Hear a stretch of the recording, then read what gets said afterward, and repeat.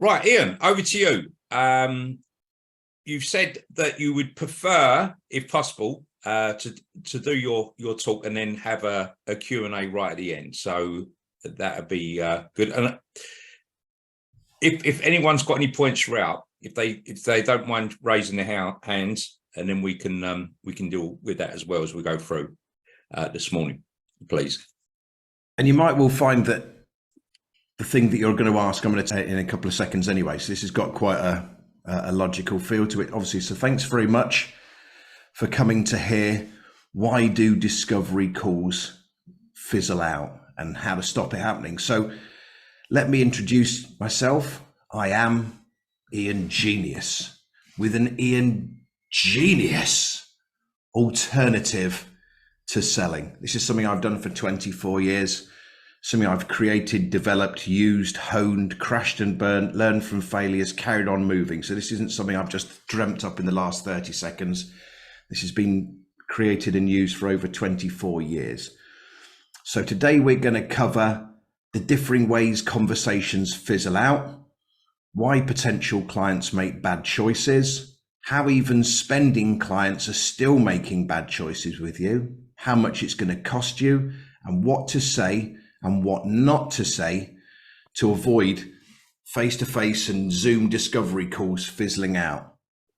So Einstein said, genius is the art of making complex ideas simple. Well, I'm Ian, Earth's thickest genius, and I'm going to make sales 6-year-olds simple. So if you'll allow me, with my incredible stupidity, I'm going to do the rest of this presentation using 6-year-old simple numbers, Fisher-Price easy logic, and jargon-free language, if that's okay with you. Is that okay?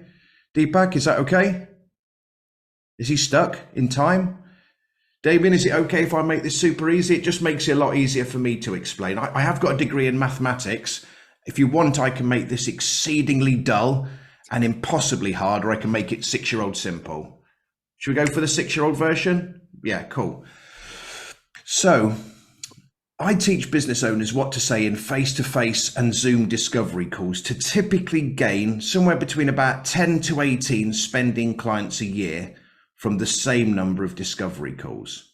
And I don't care what you call a discovery call. It could be a discovery call. You could just call it a sales meeting, a taster session. I don't care what you call it. You can call it Granny's peach tea if you want, but it's the meeting that is where they say, yes, I'd like to use you. No, I wouldn't like to use you. It's one of those sorts of meetings. Hi, Andrea. So this approach I'm going to show you works for any business. It works business to business, business to consumer. It works whether it's a product or a service. It doesn't matter. It doesn't matter if what you have is technical, tangible, commodity, emotional. It doesn't matter. It doesn't matter if you hate selling. You see sales as sleazy, dishonest, greedy. It doesn't matter if you love selling, even though I'd be dubious. Okay, so it doesn't matter what people do, but what does matter is that you've got a love, a real desire to do even better. You've got the honesty to say you're not perfect, and honesty to admit to problems, and you've got an open mind to new solutions. So something you might want to do is you might like to convert more clients. You might like clients taking more of the beneficial services you offer. You might like clients taking the better services you offer, the golds instead of the bronzes. You might want to charge more money. You want to gain more engagement, trust. I don't care, but there's something that you want to do even better than you're currently doing it. And you're frustrated that conversations are fizzling out. So one of the biggest reasons why conversations with potential clients fizzle out is they just don't understand, okay? They don't understand.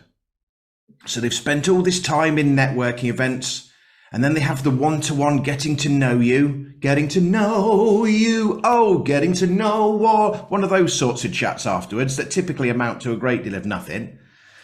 And then they've got web pages and nurturing sequences and posts and blogs and everything else that finally leads to this discovery call, this taster call, this sales meeting, and it fizzles out.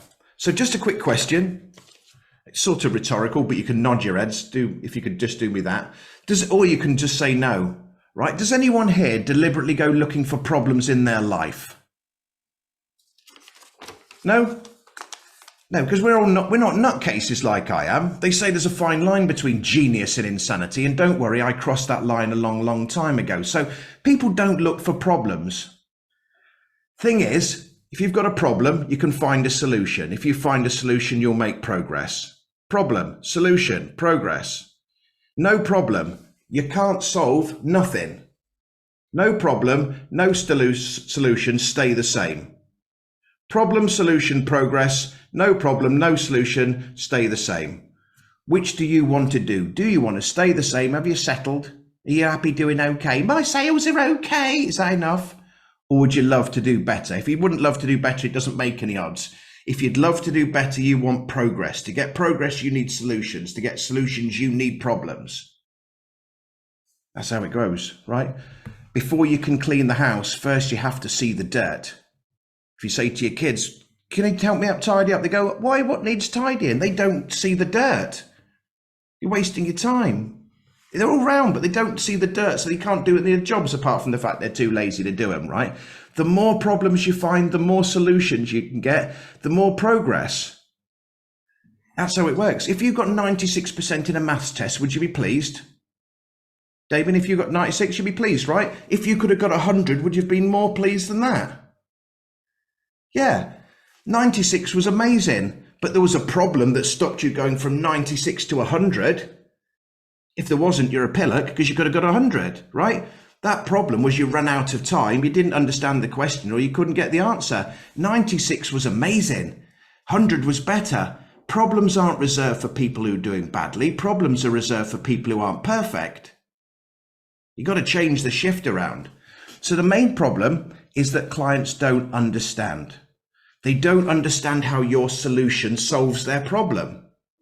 If they don't understand how the solution solves the problem, they're left guessing. How many people like guessing for thousands of pounds? Do you want to guess if my service at £3,000 will help you out? Do I want to take a guess? No. If they don't understand how your product or service solves their problem, they're not going to do it. It's a guess. It's not wood. Thing is, it's about understanding. But it's worse than that. It's not just they don't understand how your solution solves their problem. In many cases, they don't think they've even got a problem. And if they don't think they've got a problem, it doesn't matter what the solution is. If you went to the doctor and he said, I've got a lovely cream for you, Ollie, you go, I didn't know what was wrong with me yet. It's mental. Most people don't really realize they've got a problem or understand the problem. Well, I deliberately explained the problem I solve extremely vaguely. I said, I'm going to show you how to stop discovery calls fizzling out, but I haven't got into any detail of what does that actually sodding mean, deliberately. So one of three things typically happens. For every 10 conversations someone has, 3 of them say, yes, please, and they convert into a spending client. Out of 10, 3 say yes, and that's pretty good. The problem is if my maths isn't failing me too badly, 10 minus 3 leaves 7. So 7 people said no. They didn't. They never said no. What they said is, what we're going to do is have a little bit of a think about it. It's a no. You can fill yourself up with hopium, the drug of choice, but you can hope they're coming back all day long. They aren't coming back. Those 7 out of 10 aren't coming back. So for most people, they're not converting as many potential clients into spending clients. Don't focus on the 3 you're getting. Focus on the problem of 7. We need problems. For others, that's not the case. They convert 7 out of 10, or so they claim. I'm dubious, but we'll go with it. They say 7 out of 10. But 6 of the 7 take the bronze service instead of the gold. They take one of the 3 services that's recommended. They use you for a session instead of a course. They use you for a month instead of a year. It's a yes. It's just not a very good yes. They still miss out on help. Clients still miss out on help. You still miss out on business. No one wins. How's that a good ending? Right? So the first one, 7 out of 10 say no. In the second one, 7 out of 10 say yes, but 6 of the 7 don't do a very good yes. There's only one really other outcome in it. 7 people out of 10 say yes. They say yes predominantly to the gold services, or maybe there isn't even a gold service. Maybe there's one thing and they take that. Up to now, it all seems good. 7 out of 10 saying yes, they take the thing that's being offered, but they're not charging what the service is truly worth. They either undercharge it or they charge it and discounting. They're not charging what it's worth, and that doesn't mean they're not charging a lot of money. The service could be, I charge £5,000, Ian. Okay, what's it really worth? 6,000. Okay, relatively, it's not what it should be. So about understanding problems. If I said I could show you how to stop conversations fizzling out, I don't know if that's a problem. So we've already broken that problem into 3 sub-problems with some 6-year-old simple numbers and some basic explanations. It's either people saying no, people saying pretty poor yeses, or they're saying yeses, but the yeses weren't charged enough in the first place. Now, if you want to improve the outcome of conversations, there's only 2 ways to get more sales. You have more conversations, or you improve the outcome of a conversation, or you do both. So if you want to improve the outcome of your conversation, you've got to pick a problem. You've either got to pick, you're frustrated when people say no, you're frustrated when people say yes and they're not very good yeses, or you're frustrated that you're not charging enough money. Now you could say, Ian, I haven't got any of those problems, and I'll call bullshit. Because that means everyone you speak to says yes. They say yes to everything you do, and you charge an infinite amount of money, which does not exist. You have to pick one of those problems, but if you don't, you're even more delusional than I am. So you have to pick a problem if you want to improve. You can avoid them, but you won't get to solutions, you won't get to progress. You have to pick a problem. But the thing is, has anyone here had pins and needles? Ollie, yeah, you've had pins and needles, yeah? Did you rush down to accident and to emergency to casualty as fast as your little legs would carry you? Oh my God, everyone get out of my way, I've got pins and needles. Get out of my way, and start shoving everyone. No, because the problem wasn't bad enough. That's not a big problem. Now, have you ever seen it with a client? They think they've got pins and needles, but you can see their arm is about to fall off, right? But they can't. They think they've got pins and needles. That's why they don't give a stuff about your solution. It doesn't matter how much you know their arm is about to fall off. If your arm was about to fall off, I guarantee you'd be bashing people out of the way with your feet, not with your arm, because that will fall off now, right? So how bad are these problems? I'll go back to the first example. Let's imagine you had 2 to 3 conversations a week, right? Simple days. 1 week, 2, then 3, then 2, then 3. 2 plus 3 is 5. Plus 2 is 7, plus 3 is 10. So you're having 10 chats in a month. Easy peasy, right? 3 say yes, 7 say no. Well, they say what we're going to do is think about it. 7 people a month said no. By my reckoning, there's 12 months in the year. So 7 times 12 is now 84 potential clients that you could have helped, that you wanted to help, that you left on the floor. Even if your service was 500 quid, 84 clients of 500 quid, that's £42,000. Is that your arm falling off, or is that just little pins and needles? It's got a quantity. That problem has got a quantity. Let's say it wasn't that problem. 7 said yes in the month, but 6 went for the bronze. And the bronze was 500 quid less than the gold. That's 6 people at 500 less a month. 3,000. 3,000 a month for 12 months. 36,000. Is that pins and needles? Or is that a problem you want to solve? You know the quantity of the size of problem now. Let's say it's the last one. 7 people out of 10 say yes and they sign up to the one thing you've got. But again, you don't charge what it's worth. It's 500 quid less for ease of numbers. That's 7 times 500 quid, 3,500 quid. A month times 12 months, it's £42,000. So the problem in every case is between £36,000 of problem and £42,000 of problem. You can only solve one problem typically at any one time. You've got to focus on you've got to put focus into it. So my dad said to me, imagine there was a printer and it was firing off pieces of paper, and at the end of the line, there was a lady with arthritic hands stapling it into a little pamphlet, and you wanted more pamphlets. Don't get a faster printer. Get more old ladies with arthritic hands. Or get a blinking stapling machine. That'd be better, wouldn't it? So it's not which is the easiest problem to solve, but which problem will make the biggest impact. So at the beginning, I said conversations fizzling out, but But if people don't understand, that's my fault. I'm the expert. I didn't explain it. So I took that problem of conversations fizzling out, broke it into 3 simple stories with 6-year-old simple numbers. 3 say yes, 3 say yes, 7 say no story. 7 say yes, but 6 making a bad choice. 7 saying yes, but they're not charging enough. So we now go, right, I can see the problem's a bit worse than I thought. Then we added some other 6-year-old simple numbers to demonstrate what is the value in pounds. If I said to you, I can show you for £2,400 how to stop conversations fizzling out, I don't know what the value of conversations fizzling out is worth. Is it 2,400? I don't know. We move a stage. I can stop 84 clients a year saying no, or show you how to stop them. Is that, I don't know if that's worth 2,400. Is a problem of the size of £42,000 worth paying £2,400? Each time it gets a little bit easier, right? Now, I just want to give you an example. You'll say, Ian, I'm not having 2 to 3 conversations a week. I'm only having 1 to 2. So 1 plus 2 plus 1 plus 2 plus 1 plus 2. Now it's 7 weeks to see 10.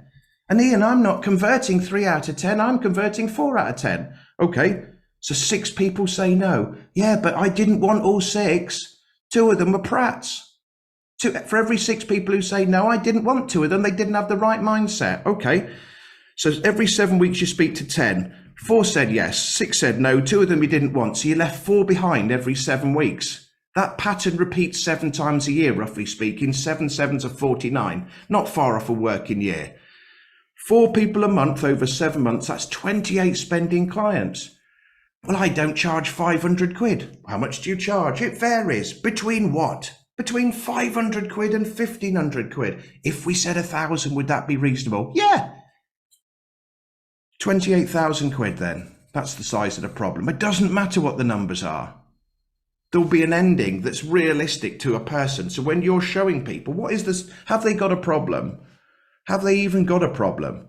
What is that problem? How do you show them with easy numbers and easy language what the problem is? Can you show people with their numbers, with their prices, with their conversion factors, what that's at least the size of the problem is? I won't say any more on this. I'll go in a different direction, right? I've said one of the biggest problems is that people don't understand. So how do you, is this reasonable? To make a good choice, you need to understand the choices. Is that reasonable? To make a good choice, you need to understand what the choices are. So you need to check they understand. So how do you check someone's understanding? Typically, you would ask a question, and the standard default question is, does that make sense? But you could say, is that clear? Do you understand? It doesn't matter about the fine detail of the words, but the question, does that make sense, only has one answer. The answer is yes, because the other answer is no, I'm thick. And most people don't want to put their hand up. They think it's not, the question wasn't aimed at them. It was aimed at whether they've explained it clearly. Does that make sense? But a person's got to admit their own stupidity. Now, some people won't. They'll go, yeah, that's brilliant, thank you, and thinking, I haven't got a clue. Some people will be brave. Let's say Damien's brave and he says, actually, I don't get that.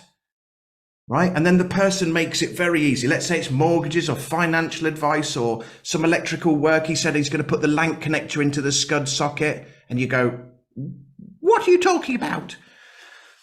And he goes, sorry, let me make it a little bit easier. And then by the end of his explanation, he goes, and the cross beam's gone out at skew on treadle. Does that make sense now? He asks the second time round. Does that make sense now? That's even more stupid than the first time. No one's going to keep putting their hand up over and over and over going, I'm still thick. I'm still thick. They'll go, thank you very much for explaining it so clearly. That really, really helped. And they're thinking, please, Christ, don't ask me a question. I've got no idea what you're talking about.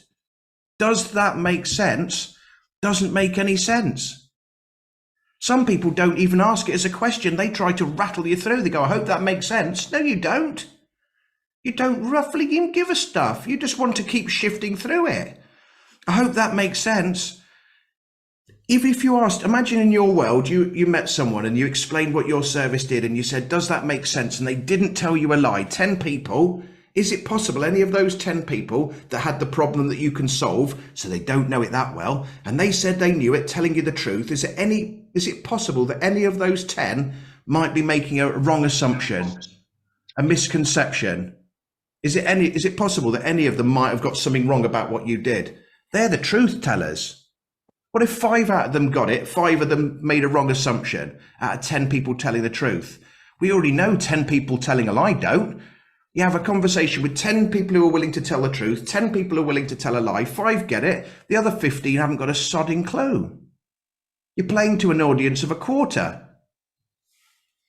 You could say, have I explained it clearly? Because that would indicate I know it's quite difficult to understand. So I'm going to build that into the question.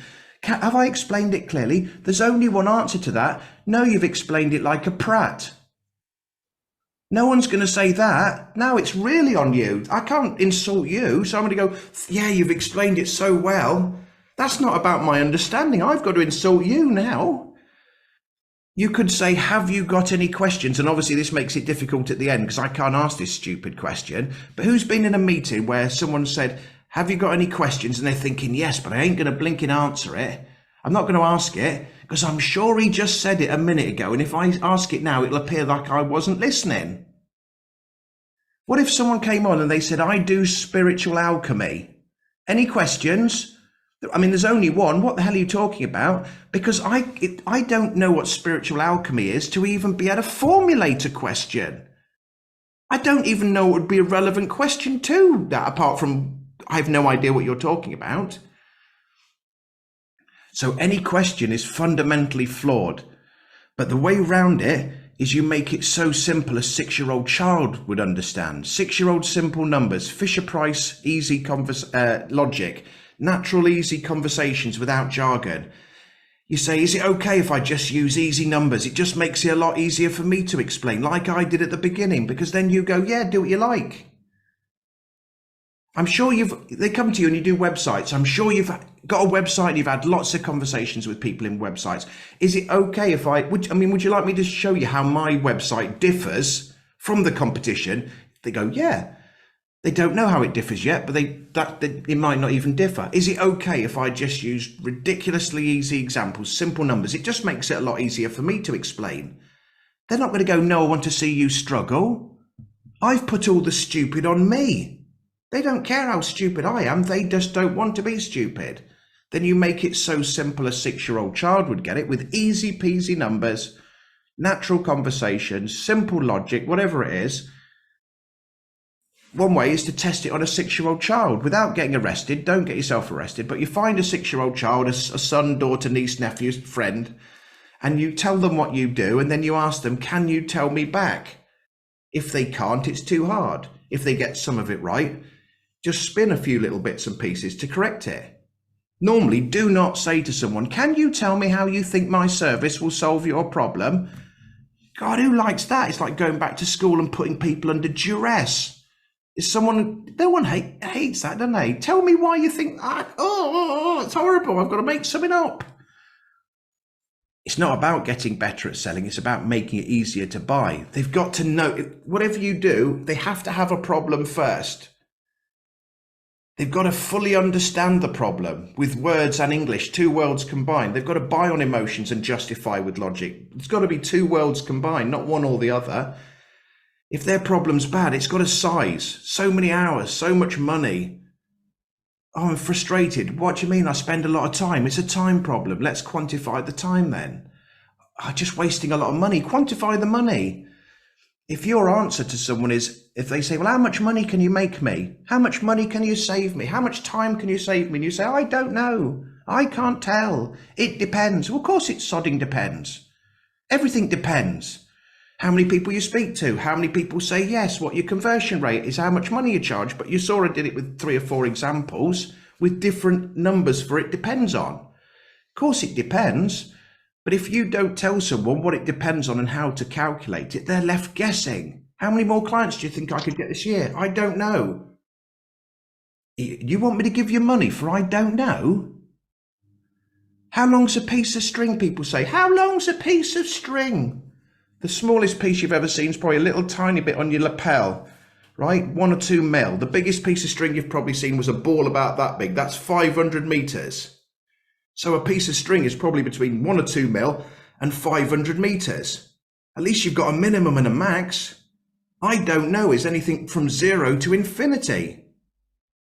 It can take a long time for people to get clients with a website. Well, a long walk is 5 miles.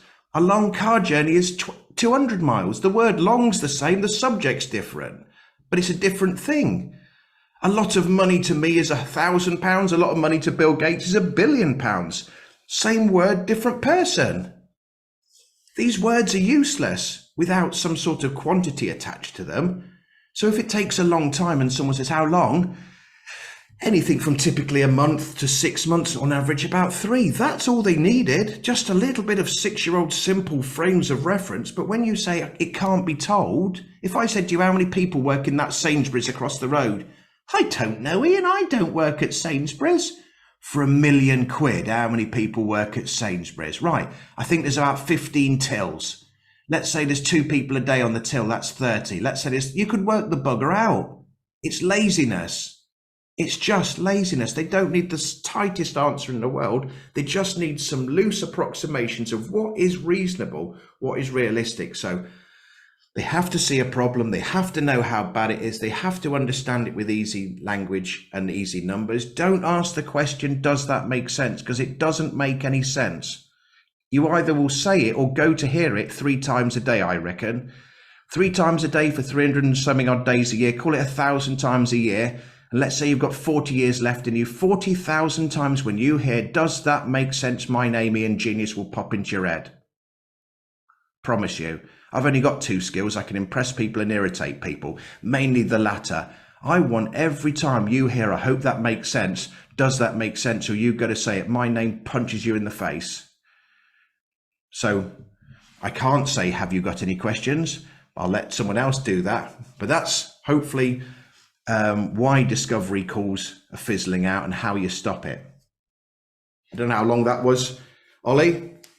That was excellent. Half an hour, just under. We see it so much. People every week start to stand up, and other business communities where people feel comfortable, familiar, just talking in industry gobbledygook. We get that so much, and it is very, very frustrating. Any questions for him whilst we got him this morning?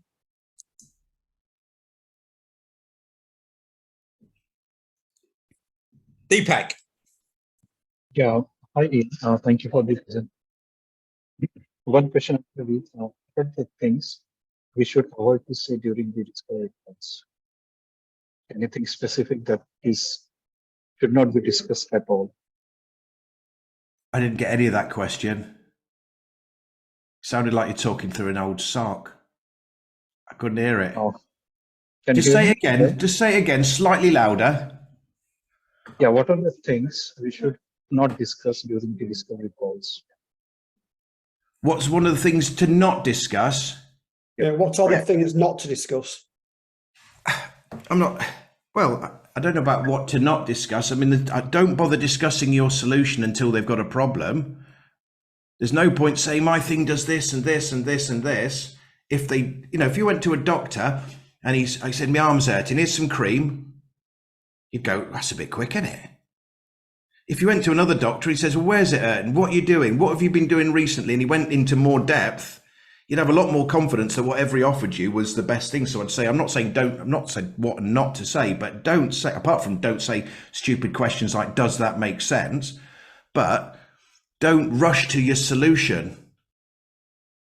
Develop the problem. Make sure, just because they've given you something, it's really easy to latch onto it and run in another direction. You can ask a question.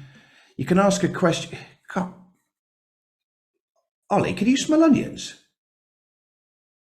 Yeah. Can you? Can anyone else smell onions? No, Damien, you can't smell onions even when they're under your nose. My wife would say no, she's got no sense of smell. Can you smell onions if they're right under your nose though? You can. Yeah. So when I said, can you smell onions, did you assume I meant now? Obviously. Yeah, right. But my question didn't have the words now in it. It just said, can you smell onions? So you can ask a question and you can get an answer back. They're not the same questions and answers. They sound like they are. And you can go, right, I know what's best for you. It wasn't enough research yet. But imagine I bought Damien his 7th house in Dubai. We fly across. You love this house, Damien. I got it cheap. We walk in. The smell of onions punches us in the face. And you go, Ian, you fool, this house smells of onions. And I said, Damien, I asked you and you said no. And he went, I thought you meant now. Rubbish questions. Ask more questions.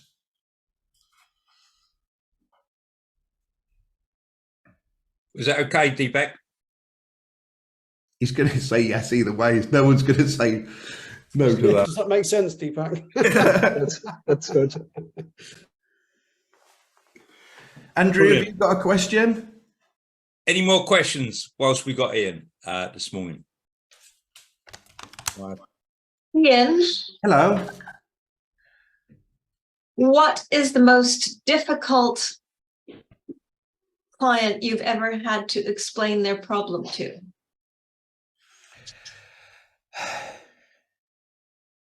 So some people, let's say a lot of people in the sort of health and well-being sector they'll help people get rid of anxiety and depression and focus and things like this. But they can't take it past that. So they'll say, I help people get rid of anxiety, right? Okay, so what happens when you get rid of anxiety? What do they do? Well, they're more focused. And what do they do when they're more focused? Well, I'm trying to get them to what is the impact of what they did. If you were a business person and you were anxious and you got rid of anxiety, what might you do? You might go to more meetings. You might speak to more people in more meetings. What's the result of that? You'd have more chats. What's the result of that? You end up with more clients. What's the result of that? You make money. People buy on emotions and justify with logic. I don't know if 600 quid for getting rid of anxiety is worth it. I might if getting rid of anxiety also likely made me £3,000 a year. But some people in typically that sort of sector can't see the game past the one thing they do. They want to be more confident. Why? Someone doesn't just want to be more confident for a sodding laugh. Why? What will they do with this extra confidence? And some people can't. I get them to it. It's just it takes a little bit of extra time, it's good when they've got that problem, when they see this entire new world over here that they never even contemplated. It's brilliant, but it's not a struggle, but it just takes them a little bit longer to realize the journey didn't stop at extra confidence or lack of anxiety. That was for some purpose to keep moving. Thanks, Andrea. Rolf. You're saying you obviously have to find their problem and answer it as simple as possible. How do you recommend getting to the root of their problem if they don't tell you all the correct answers and you know there's a problem but they don't believe you? Okay. Does that make sense? Yeah. You know, the thing is, if you say, does that make sense? And it makes sense, it's fine. But if 6 people does make sense and 4 it doesn't, it's the 4 you're leaving behind. It's not that it doesn't actually work as a question. It's when it doesn't work. Rob, is it Rob? Sorry. Was it Rob? It's Rolf. Rolf. Sorry, Rolf. Yeah, you just flashed on the screen and flashed off. Do you like ice cream? Do you like ice cream, I do. Rolf? You do? You got a slow line or something? I do, yes. Yeah, okay. So I'm the ice cream man. Yes. I'm the ice cream man. You see me at a festival. What flavour? You can pick any flavour ice cream you like. What's your favourite flavour ice cream? Pistachio. Pistachio ice cream. Lovely choice. And you're sitting there, yummy, yummy, yummy. I'm eating my pistachio ice cream. And so until some git sits next to you and he's got the double pistachio deluxe special. He's got extra whipped cream and sprinkles and flakes and extra pistachios. And you're thinking, oh, why didn't you pick the double pistachio? It's easy for me to say, pistachio deluxe special. Why didn't you pick that one, Rolf? Didn't know about it. Didn't know it existed. You can't pick something if you don't know it exists. If you say to someone that doesn't know what problems they've really got, what problems have you got, and they don't volunteer it, your fault. I'm the ice cream man. I need to you say pistachio. I say, that's fine, Rolf. I tell you what, we do would you like me to show you what we've got so you make sure you get the good choice? You go, yes. I say, we've got pistachio. I've got ice. I've got vanilla. I've got chocolate. I've got mint choc chip. I could do half pistachio, half of mint chocolate chip. I've got sprinkles and hundreds and thousands and wafers. Now you know what the size of the game is. I've given you more ideas of problems in the world we're moving to, right? You could say, I haven't mentioned flakes, but I've made you aware the game's bigger. So you go, actually, do you do flakes? And now you get what you want.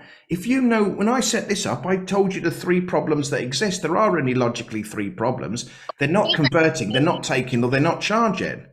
Like I said, the only way that wouldn't be true is everyone you speak to says yes. They say yes to everything you do and only the best, and you charge an infinite amount of money. That doesn't even exist. So tell them the problems that you solve and then say, I don't know if that you recognize any of those. If they're the only ones that exist, now don't be surprised if they don't pick something if you haven't told them first. Let them aware of what exists and then ask them. I'm not saying it'll work every time, but it will help them realize, actually, yes, it's that I've got. And with going on a bit more with that, if you know they've got a problem and you present, or like you're saying, this is what we do, and then they say, oh, I don't have a problem. Yeah, you can't help deal with that. You can't help an alcoholic that's not willing to admit they're an alcoholic. So what I did at the beginning of this is I reframed problems. People think problems are reserved for bad people. Problems are resolved for people who aren't perfect. They won't want to admit a problem because that means they're struggling or they're doing badly. But if you've got 96% in a maths test, there's still a problem that stopped you getting to 100. You can't always work everything. It's about improving the probability. But if you can show people that they're in a set of good people, there's people who are doing well that have the same problems as them, and that it's not a bad thing. It's not a problem you've got that you're bad. It's stopping you do better. You can't help an alcoholic who's not being willing to admit he's got a problem. If you've shown them all the problems and you've made them super easy, and then you've shown them the impact they make, and they still won't accept them. Some people, they're too close-minded, or they're not honest enough, or they're not ambitious enough. But you can help them a little bit. Cool, thank you. Thanks, Rolf. That's been fantastic this morning. Very, very good, Ian.